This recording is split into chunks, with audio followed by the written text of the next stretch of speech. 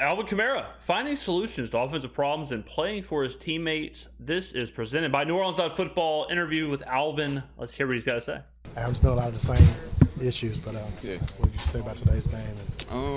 Like you said, so this is after the Falcons game, by the way. Forgot to mention that. I think a lot of the same issues. It's a certain point where it's like all the talking in the world don't matter, right? It's like you got to find a way to do. And that's why, I pick and choose when I say things. Then a lot of times, I just feel like we need to go do. True. I mean, that is part of it. And we're saying, especially for what we're talking about here, where it's the same things over and over and over. Like, these issues have plagued the Saints all season long. And a lot of the issues have plagued the Saints for 2 years now. The biggest issue being Dennis Allen and Pete Carmichael. But Alvin's right. Like, at some point, he can only stand in front of the lockers, have a microphone in his face, and he can say, we got to find an identity. We have to be better. We have to score. He can only say that so many times. They have to do.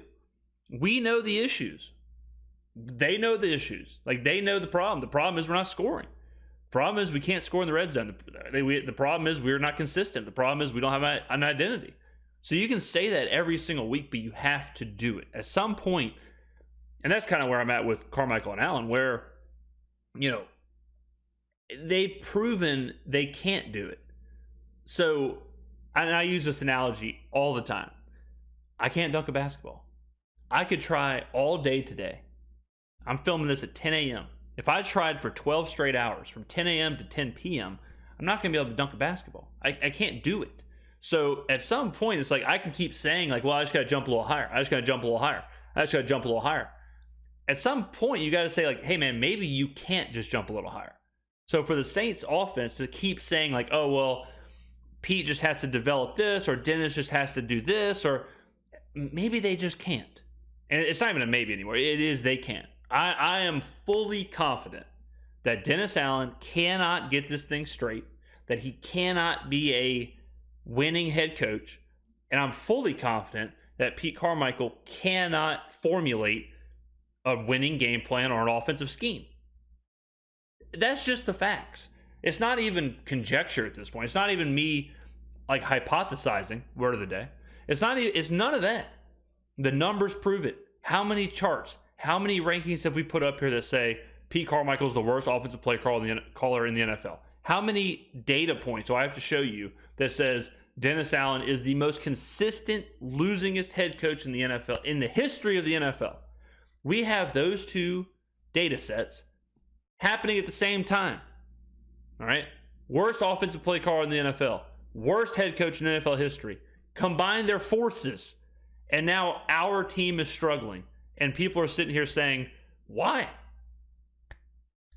I wonder why the Saints are struggling with that combination.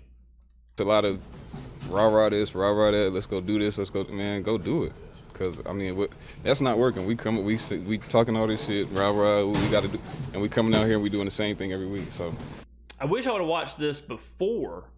Well, I guess it's good we watched after the car interview. Because during the car interview, I was saying a lot of, about the toxic positivity, if y'all remember that conversation, where at some point, if you are positive and you're rah-rah and you're kumbaya and you have the friendship bracelets on your entire forearm, but there's no results, it can become a negative, because then it loses its value and it becomes toxic, where you're almost delusional, where you're almost like detached from reality. And when you're detached from reality, very difficult to solve a problem. It's very difficult. I use the example of the deserted island, where you're lost on a deserted island. If you're with somebody and they're saying, this is such a fantastic vacation, I love this beach, look how pretty the water is, that's not the person you want in that scenario, because they're not working to get you off the island. They're delusional. They're disassociated from reality if they believe it's a vacation, right? And I think that's what's happening with what the message we're hearing from Carr.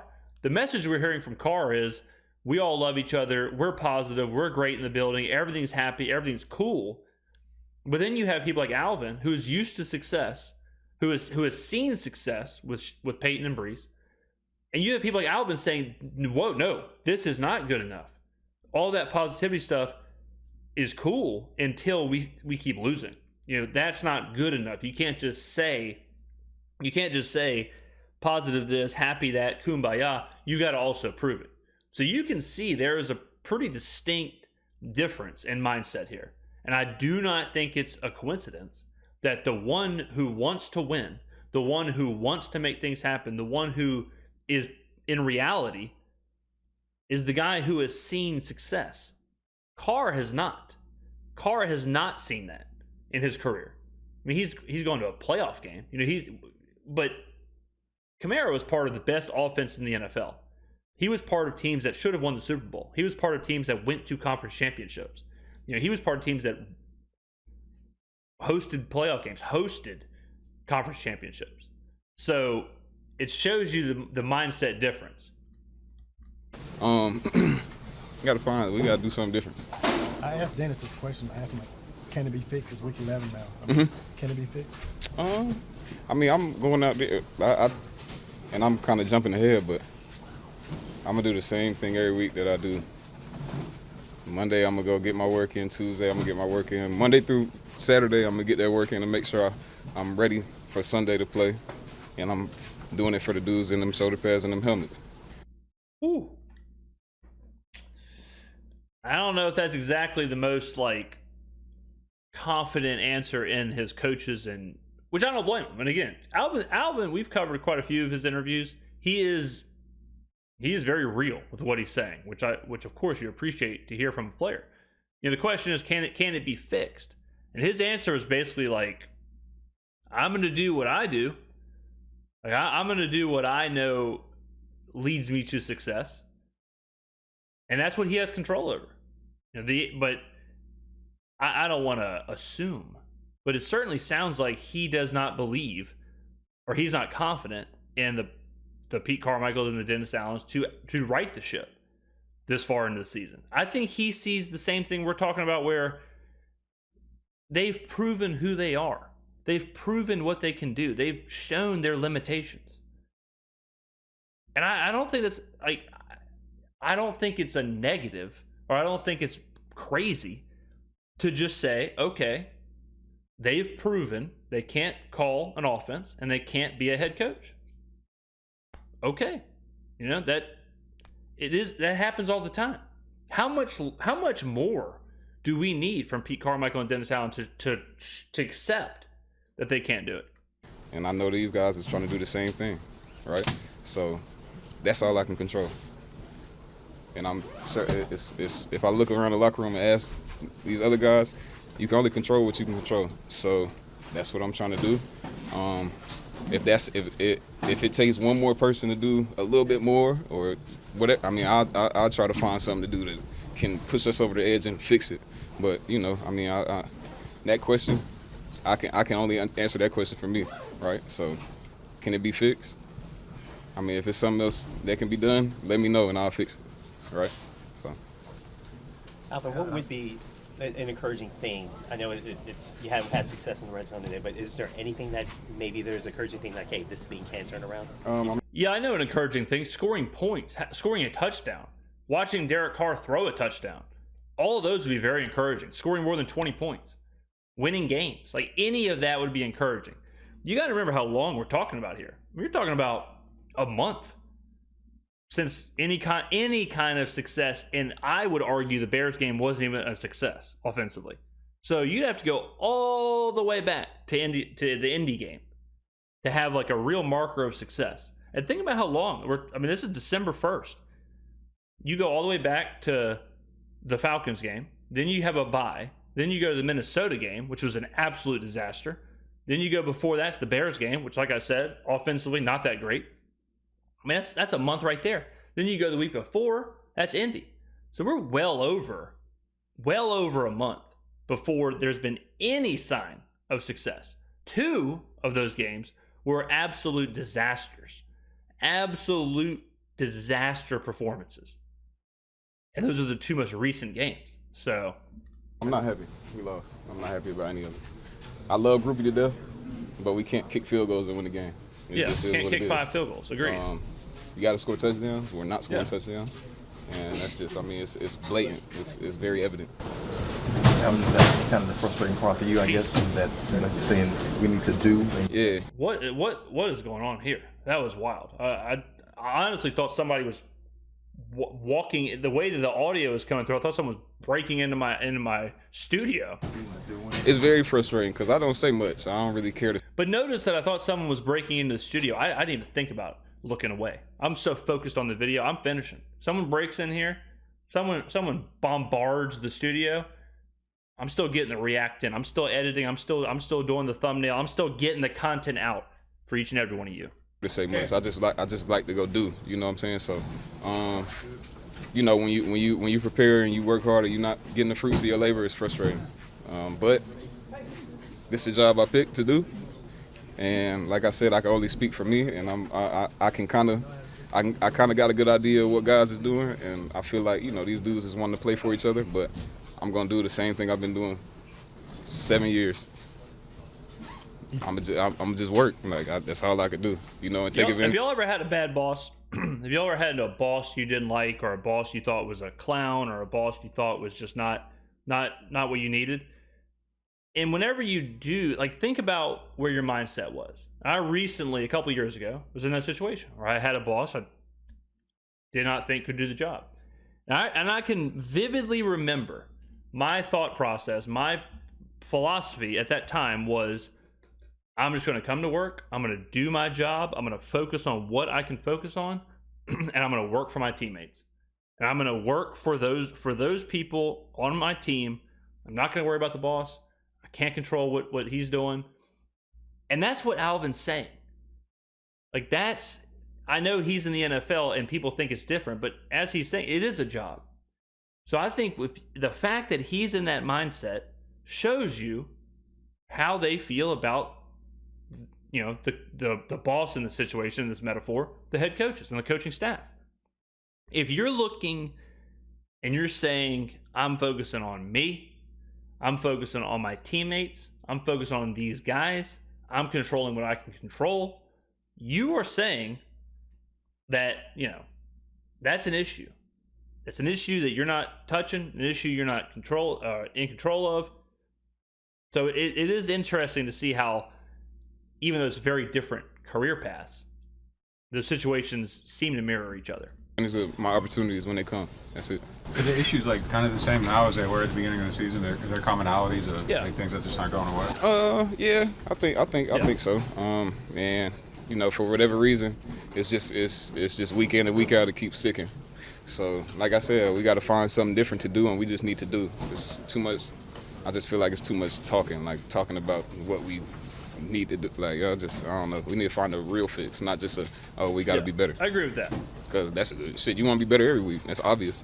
Like, let's get past that. We already know we got to be better. How are we gonna get better? What are we gonna do to get better?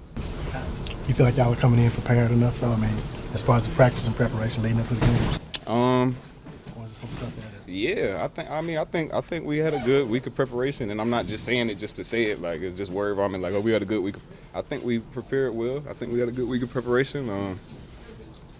You know, for whatever reason, we getting out here and I'm not even gonna say executing, because I feel like we've executed on some things. There's some things we. Yeah, before the season, that word got thrown around a lot, and I kind of pushed back on that idea of, like, it can't be what we're watching here. This complete failure of an offense can't be just execution. These are pro players, and I think that's what Alvin's saying. Now, what I think is interesting is that he feels like they are prepared, or they did have a good week of practice, because part of this, I assume that the game plan, the scheme, all that stuff is bad, which it is. But if he feels like they're in a position to win, and then week in, week out, they have awful performances, week in, week out, they get to the game, they get to the 4 quarters, and it's a total collapse, that's even more confounding, I would assume, for a player. To go into it thinking like, okay, we're ready to roll, we're ready to put on a good performance, and then 4 quarters is over, you look up at the clock, it's triple zeros, and you're saying, what the hell just happened? You know, how did we just have the worst performance? How did we do the opposite? Combine that with weeks and weeks of the same thing. Combine that with after Minnesota, bye week, feel prepared, Atlanta, after Atlanta. Now you're sitting here like, how did this happen back-to-back weeks with all that prep, all that practice? We feel good, we feel ready to roll, and then we do this. Got to clean up, obviously, some penalties, some balls. I mean, Derek harder on himself than anybody is. He threw that pick and he wanted that one back. I mean, we just got to find a way to get going. It's just boring. Alvin, you said needing to do something different. When you're this late in the season, how hard is it to do that and find something different? Man,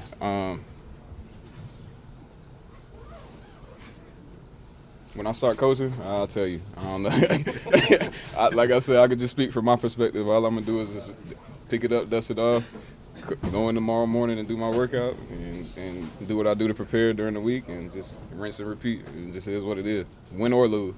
Is there a point where it becomes demoralizing? Like, no, I'm a man. I ain't demoralized, but I'm frustrated. You know, ain't nothing. Everything I've done in my life or been through, like nothing was handed to me. I always had to work for it. Nothing was given, so I don't expect anybody to give me anything.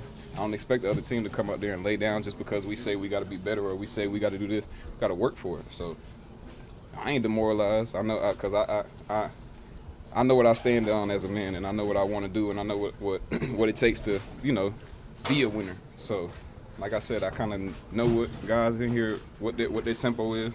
These dudes want to play for each other. I'm strapping up for them dudes. The dudes who got their helmets on that's in the trenches. Exactly what I'm saying about the teammates. You know, when you're going through it, that's the only place you can really look. It's like, who else is going through it with me? Who else is in the trenches? And that's who I'm doing this for. That's who I'm going through this with. I do think demoralization or being demoralized is much closer to frustration than is being kind of shown in this answer. If you're demoralized, that's like the next step after frustration, where you're just kind of hands up, like, what the hell? You know, what's going on? It's not fun. I mean, he said it's boring. You know, he says boring. It's frustrating. I think a lot of that, I think he's closer, like that word of being demoralized is kind of part of being frustrated, of being bored, of being, you know, just, it isn't fun. You know, it's not fun to go through what they're going through week after week after week, and then having to answer these questions and go on the interviews and do the media stuff. Like that is not fun at all. That is demoralizing. You know, it has to be demoralizing to go through that, especially with what athletes go through nowadays on social media. Like, yeah, it's one thing to, I know, you know, I get a lot of positive support in the comments, so some situations totally different, but you have a video do 5,000, 10,000 views or whatever, and you look at 300 comments, it can be a little overwhelming of like, man, there's a lot of people, you know, like, what are they saying? It's 100x that for an athlete to open your Twitter and you see, oh great, I have 1,000 notifications, let's see what these are, and people are just going after you. You know, people are just cursing you out, screaming at you, you know, angry fan base. I mean, it's a lot for an athlete to go through. Like a stretch of losing like that, it cannot be an enjoyable time. You know what I'm saying? The dudes that got their helmet that's doing the same thing week in and week, I'm doing it for them, and I'm hoping they're doing the same thing for me. So, like I said, I'm gonna wake up tomorrow, get up, go do my workout, and do the same thing I've been doing for 7 years. Is this the most frustrated you've been in that 7 years as far as? I've been pretty frustrated throughout the years sometimes. I think this is probably the most, just because it's just not happening for whatever reason. So wow, you know, it's easy to kind of let that take you over, but for me, I mean, I done been through so much. I think sometimes my demeanor is a little like confusing, but it's like, man, I have to control what I can control. That's what I've learned from high school to jumping around college to even in the NFL. You got to control what you can control. That's just the main thing I keep telling myself. My mom say that too. Like, man, do you? As long as you control what you can control, shit, do your job. Man. Great answer. I mean, that's a great answer right there. That kind of talks more to that the being demoralized, where you can be frustrated, and you can certainly be frustrated to a high level. He just says he's the most frustrated he's been in his career, but you can't let that, you know, get to where you are demoralized. You can be frustrated, fantastic. I think that's a great answer for life. I really do. I think what Alvin said there, great answer for life. Great answer for people going through anything. You can certainly be frustrated. You can certainly be angry at the situation, but to let it get you demoralized, to let it, affect you to where you're hands up, or you're upset, or you're negatively performing because of it. You don't want that to happen. So the fact that he's at that level of super high frustration, but he recognizes that, and he instead just tunnels and focuses on what he's doing, and he stays true to himself, and he stays true to his process, really does show the kind of person that Alvin is. I mean, the Saints are lucky to have that in the locker room, especially during a time like this. This is the veteran leader that you want. This is, and honestly, like, this interview right here, this is what we want Derek Carr to be saying. We don't want the kumbaya, ultra positive, toxic positivity, whatever. This right here, listening to this interview, I'm like not fired up, but I feel better about this team. I feel better about the franchise because of what Alvin's saying. I wish he was the GM. I wish this is what Mickey Loomis was saying. I wish this is what Derek Carr was saying. I wish this is what Pete Carmichael was saying. I wish this is what Dennis Allen was saying. This is real answers. This is real emotion. This is he's showing he cares. He's affected by it. He's frustrated, but he's not going to let it get him down. As a fan, as whoever, people in the city, that's what they want to hear. They don't want to hear, like, imagine if Alvin, think about how different this interview is. Think about how different this interview is than if Alvin was to sit back and say, we have a top 12 offense.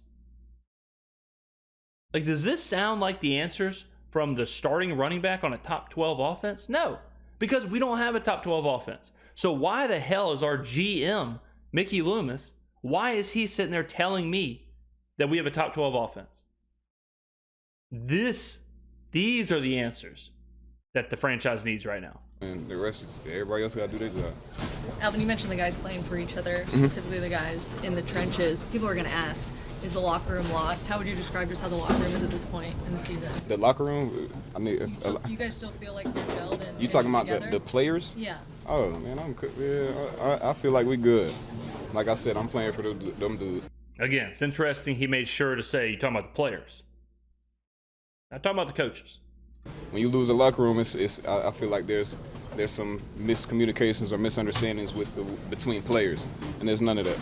Yeah. There's none of that going on. I believe that. So there's no loss of a locker room in that aspect of what you're saying as far as players go. With this being the most frustrated you've been, just to clarify, is it because the issues keep coming up over and over again, like the same? Yeah. That's kind of the. We don't have an identity as a team. We don't. We're a team that says we want to do and we don't do, and it shows. We're consistently inconsistent. Alvin, have you been watching my videos? Alvin, it's okay. I'll go check the subscriber list. You've been watching, you can say it. I have coined that phrase quite a bit on this channel, that the Saints are consistently inconsistent. Couldn't have said it better myself. As a matter of fact, I could, because I say it all the time. He's right. We don't have an identity. Again, this is such a far cry from what we're hearing from Dennis Allen and Mickey Loomis and Derek Carr. Why can't they say this? I'm telling you, it's because this is a winner. It's because this is a guy who knows what success is. Is it any... It's not a coincidence, ladies and gentlemen, that Dennis Allen is the most losing head coach in NFL history. That Derek Carr has never had success. They say what they're saying. They're saying we have a top 12 offense. They're saying we're moving the ball well. They're saying we're this, we're that. And Alvin's saying we don't have an identity. We've got to fix it. The most frustrated I've ever been. This is wild, the how different the answers are. At the same time, the same team. Very illuminating. This has been an incredible interview so far. And the Saints don't have an identity. I mean, I've asked this question all week. What do the Saints do? What is their identity? Derek Carr answered this. He said the identity is be explosive and be violent and physical up front. We can't run the ball at all. we the last thing we are is violent and physical and successful up front. He hasn't thrown a touchdown pass in 5 weeks, whatever it's been. Are we explosive? We just kicked 6 field goals against Atlanta. Like, does anyone think we're an explosive offense? We had +5 turnovers against Chicago. Didn't do nothing with it. You know, like, exactly what Alvin's saying. Like, Derek can say, I want to be an explosive offense. I want to be physical up front. My man, you're not only not doing it, you're doing the opposite. Do you mean that overall or as an offense? We're consistently inconsistent. Everybody with a fleur-de-lis on their body and on their head, we're consistently inconsistent. That's what I'm saying. I'm saying as a team. What do you guys want to do? You want to be a consistent team? Of course. Yeah. I think when that came out of Nick's, that was Nick Underhill. I think when that came out of his mouth, I think he wishes he could have taken that back. Like, do y'all want to be a consistent team? I feel like he was like, oh, no, that's not what I meant. Because, like, obviously they want to be a consistent team. You know, they want to be. I think the question is, where do y'all want to be consistent? You know, like, what do y'all want to do? What do you want your identity to be consistently? You want to win a division. You want to win a Super Bowl. You want to do all these things. And, I mean, there's only so much talking that you can do, right? You got to go find a way to do. You know what I'm saying? And, like, I don't know. I feel like this year more than any year, like, I feel like my delivery when I'm speaking to y'all is kind of like, it's just, I don't know. You know, it's just, we just gotta find a way. And I don't know. I hope these guys ain't down. Like, I just hope they keeping their heads right. Because I definitely, this shit is a lot of mental strain and a lot of, it's rigorous on your mind. Yeah. And if you let your mind go, man, shit, it's over with. So I just hope these dudes is keeping their mind right. That's what I'm doing. Alvin, does it ever come to a point where you say, okay, this is just who we are as a team? Nah, like I said, I'm a man, so it's never. Yeah, I mean, you can't just say this is who we are as a team when you're at the lowest point. Like, you can't just look. That's demoralization. Whenever you're looking around at the worst possible situation, like Alvin just said, he's the most frustrated he's ever been in his career. If he was to just look around and say, this is it, this is who we are, you know, that's certainly no way to go. And I mean, you know, he's right too about letting your mind go. And you know, this has been a crazy video. But I know, you know, we'll get a little personal here. But I know when COVID hit, you know, I was laid off of a job I had for like 5-6 years. I had to go on welfare. Had to get, you know, the whatever they're called, the food stamps or whatever, just to survive. And I did that for over 10 months before, you know, everything stabilized. And I remember kind of the same situation where I was at a crossroads where I could have let my mind go. And I could have just, you know, been demoralized and done nothing about it and just completely fallen into whatever. And you're at that crossroads and you do have to, even if you're taking it one day at a time or 1 minute at a time, or I remember at that time, like, all I was doing, I just told myself I'm getting dressed every day. Like, I'm not going to sit around in whatever, a t-shirt and pajama pants. I'm going on a run every day. I'm not going to allow myself just to sit on the couch and watch Netflix. I'm not, you know, whatever. Like, baby steps, one day at a time, one moment at a time. You can't let your mind go. And Alvin's 100% right. I mean, this has been wise words from Alvin Kamara. There's never a throw in the cards, right? If that was the case, I wouldn't get up tomorrow and go back to work and exactly. keep going. There you go. So, you know, I just keep being consistent in process. That's what I'm. Yeah. That's my personal. You know, that's the personal journey that I've, you know, made sure that I've stayed consistent with. Just keep trusting my process, right? And that's kind of what I preach to some of the guys just privately. Like, man, trust your process. Yep. Whatever it is, trust it. And if you feel like you ain't doing enough, shit, find something to add. And if you feel like you are doing enough, shit, make sure you check them boxes on Sunday and throughout the week. And if you're doing that, then what else? If there was a magic, like, I guess, like, if this camera could point at me and tell me how to fix a problem, shit, we'll be good. You know what I'm saying? But that's not how it works. You gotta go to work. I think the answer is obvious. The answer is we don't have an identity because we don't have the people there who can orchestrate an identity. So obviously, the players need that. The team needs that. Every team needs an identity. Responding to emails takes time. The hell? Every team needs that. Every team needs to know who they are. This is what we're going to do. This is how, like the Steelers. The Steelers are offensively just as inept as we are. They're 7-3. Why? Because because they have that identity. Mike Tomlin has instilled an identity. So even when they go through some ups and downs with personnel or coaches or production or whatever, they can lean on that identity.